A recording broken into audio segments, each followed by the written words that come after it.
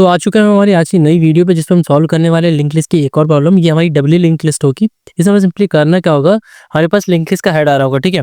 And then हमको क्या करना होगा, उसके जितने भी एलिमेंट्स है, जितने भी नोट्स हैं, उनकी जो वैल्यूज है, उनको एक वेक्टर के अंदर पुश करके उसको रिटर्न करना होगा सिंपली, ठीक है। तो ऐसी इस टाइप की प्रॉब्लम हम पहले भी सॉल्व कर चुके हैं वैसे, बट अब हम ये वाली प्रॉब्लम रिपीट क्यों कर रहे हैं, तो उसका सिंपल मतलब ये है कि पहले हमने सिंगल लिंक लिस्ट पे टास्क परफॉर्म करके देखा था, अब हम डबली लिंक लिस्ट पे परफॉर्म करके देखने वाले हैं। चीज़ें सारी सेम ही रहने वाली है, ज़्यादा चेंजेस नहीं है, ठीक है। तो यहाँ पे आप देख सकते हैं, यहाँ पे क्या क्या हुआ, ये लिंक लिस्ट हमारे पास में थी।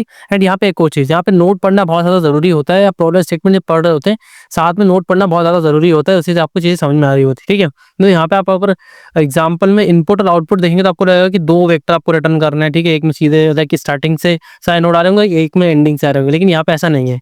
यहाँ पे आपको क्या करना है, सिंगल टाइम आपको जितने भी नोट्स हैं उनको सेंड कर देना है, ठीक है, एक वेक्टर के अंदर पुश करके।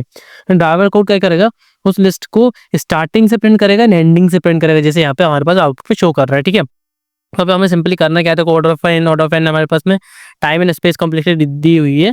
एंड अब हम राइट साइड पे कोऑर्डिनेट पे आते हैं, बात करते हैं सॉल्व करना कैसे है। सबसे पहले हम क्या करेंगे, यहाँ पे वेक्टर क्रिएट कर लेंगे, ठीक है। वेक्टर क्रिएट कर लेता हूँ, सपोज रेस नाम से कर लिया, रिजल्ट हमारा रहेगा इसके, ठीक है।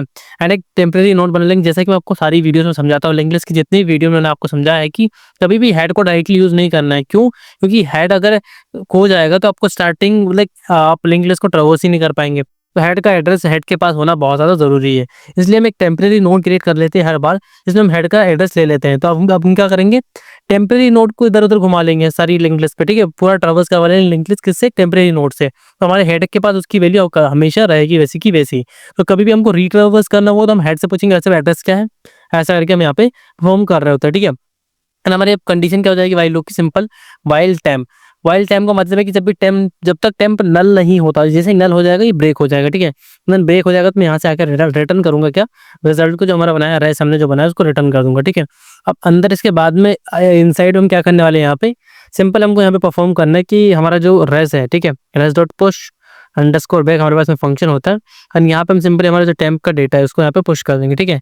देन उसके बाद हम यहाँ पे क्या करेंगे, हमारा जो टेम्प है उसको टेम्प के नेक्स्ट से असाइन कर देंगे, ठीक है। मतलब हर बार एक स्टेप आगे बढ़ता हो जाएगा। फिर उसके बाद सिंपल मैं कंपाइल एंड रन वाले ऑप्शन पे चेक करूंगा कि हमारा कोड सैंपल टेस्ट से वर्क कर रहा है क्या।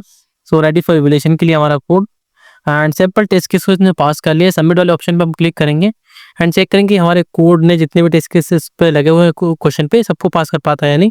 So ready for evaluation and you can see that कि टोटल 110 टेस्ट केस है, हमारे कोड ने सबको सक्सेसफुली पास कर लिया है। So thank you for watching this video.